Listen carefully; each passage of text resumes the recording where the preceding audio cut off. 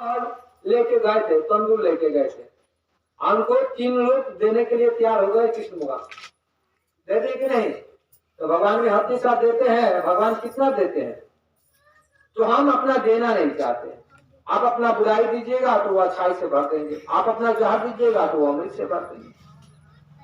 इसलिए हमें क्या करना है, हमें जो कुछ भी मेरे पास में है वो भगवान को दे दें। भगवान को दे देंगे, भगवान आपको भर देंगे। बोले गायत्री माता की। ये जीवन भगवान का है, उनका जीवन दिया हुआ जीवन मत समझिए कि मेरा है, तो समझिए कि उनका जीवन दिया हुआ है और उनका जीवन उनके काम के लिए काम में आ जाए। आप उनके काम के लायक बनिए। नहीं तो सब सारा जो दुनिया में जो चीज है सब माया मोह का बाजार है। 4 दिन की जिंदगी है, यहाँ आपकी किस लिए है? नाटक खेलने के लिए। आप नाटक देखते हैं ना, नाटक स्टेज पर नाटक होता है, सब हरिश्चंद्र नाटक होता है कि नहीं? शिवाजी, छत्रपति शिवाजी का नाटक होता है। आजकल तो ऑर्केस्ट्रा होता है, नाटक हो ही नहीं करता है, बहुत कम होता है। लेकिन नाटक में पात्र बनाया जाता है, कोई भगवान बनता है, कोई भिखारी बनता है, कोई नायक बनता है, कोई खलनायक बनता है, कोई हीरो बनता है, कोई हीरोइन बनता है कि नहीं? कोई नौकर बनता है, कोई चाकर बनता है। तो स्टेज पर जो देखते हैं हम नाटक, उसी तरह से हम लोग नाटक करने आए हैं धरती पर। अब हम राम बनने का नाटक करेंगे कि कृष्ण बनने का, कि बदमाश बनने का, कि चोरी करने का, क्या बनने का नाटक करेंगे? जैसा नाटक करेंगे वहां धर्मराज के पास में सब मिलेगा। जैसा किए होंगे वैसा ही जोनी मिलेगा। तो 4 दिन की जिंदगी है और 4 दिन की जिंदगी में ही हम उससे मारपीट, झगड़ा, झंझट, द्वेष, दुर्भाव करते हैं, प्रेम से नहीं रहते हैं 4 दिन की जिंदगी में। फिर क्या होगा? फिर हमारा जीवन नष्ट हो जाएगा। इसलिए उस ज्ञान को पाने के लिए गुरु के पास जाना है। गुरु के पास जाएंगे तो हमारा बैर भाव भूल जाएंगे और भूल करके सबसे प्रेम करेंगे। क्यों प्रेम करेंगे? कि इस सृष्टि को बनाने वाला कौन है? तो ईश्वर है। इस सृष्टि को बनाने वाला कौन है? आप इस घर को कौन बनाया है? आप बनाए हैं? सिकंदर राय बनाए इस घर को। तो इस संसार को बनाने वाला कौन है? भगवान।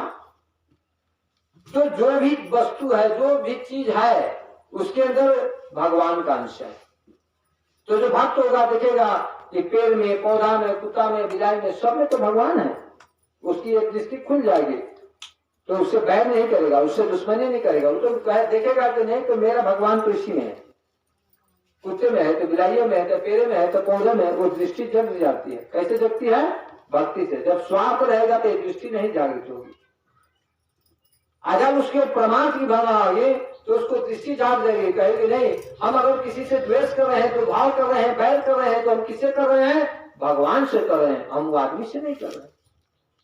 जब वो दृष्टि जगेगी तब, और उस दृष्टि को जगाने के लिए कहाँ जाना पड़ेगा? अपने गुरु के पास जाना पड़ेगा। गुरु आपको जगाएगा, वो भक्ति देगा, वो शक्ति देगा, वह तपस्या देगा, तपस्या कराएगा, भक्ति कराएगा। वो दृष्टि जग जाएगी। जब जग जाएगी तो आप किसी से द्वेष नहीं करेगा, दुर्भाव नहीं करेगा। आपको अज्ञान है तो अंधकार में भटक रहे हैं, जब ज्ञान होगा तो भटकेगा नहीं, रास्ता चलिएगा भगवान की प्राप्ति के लिए, ईश्वर प्राप्ति के लिए आप आगे बढ़िएगा। आप कहीं अटकिएगा नहीं। झगड़ा झंझट में हम अटकते हैं तो विकास रुक जाता है, भक्ति करते हैं तो हमारा विकास होता है। इसलिए अपने जीवन का विकास करना है। बात समझ आ रही ना? चलिए पृथ्वी पूजन, हाथ में अक्षर फूल लीजिए। पृथ्वी पूजन, हाथ में अक्षर फूल लीजिए।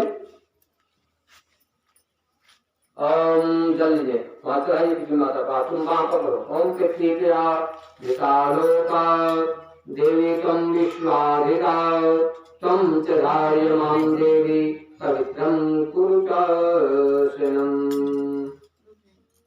चला दे, जल चला दीजिए। पृथ्वी माता की इसलिए पूजा करते हैं कि अन्न, पानी, धन, दौलत सब पृथ्वी माता से मिलता है, इसलिए पृथ्वी को हम माता मानते हैं। चलिए अब चंदन धारण, चंदन लीजिए। उन को इकट्ठा करना है, किसी की भलाई करना है, कोई दुखी पीड़ित है उसकी सेवा करना है। द्वार पर अगर कोई भिखारी आ गया तो उसको दान देना है, उसको देख करके घर में नहीं भाग जाना। बात समझ में आ रही है?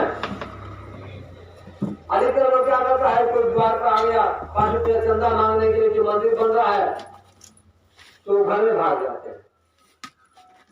लेकिन आपका छोटा छोटा बच्चा है, तो लिप्टो चाहिए, तो चॉकलेट चाहिए, तो ये भुजिया चाहिए, तेल चाहिए, 50 रुपया खा जाता है।